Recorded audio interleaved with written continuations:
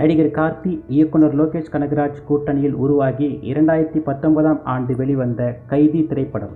இப்படத்தை dream warrior pictures தயாரித்திருந்தனர். 2019ஆம் ஆண்டு தீபாவளி அன்று இந்த படம் வெளிவந்து 100 கோடிக்கும் மேல் வசூல் செய்து மிகப்பெரிய சாதனை செய்தது. ஆகையால் இந்த படத்தோட 2ஆம் பாகத்துக்காக ரசிகர்கள் காத்திருந்தனர். இப்படி இருக்க லோகேஷ் அவர்கள் கைதி படத்துக்கு பிறகு அடுத்தடுத்து சில படங்களை இயக்கினார். அதனால் கைதி 2 படம் தள்ளி போய்கிட்டே இருந்தது. கைதி படம் லோகேஷ் கனகராஜோட LCUவில் இணைந்த படம்.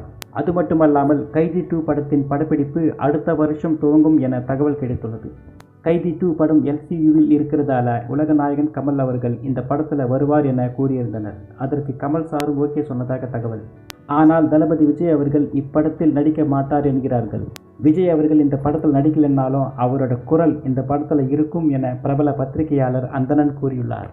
அதாவது பாருங்க, லியோ படத்தில் கடைசி காட்சியில் கமல் சாரோட போன் கால் வாய்ஸ் கேட்டது போல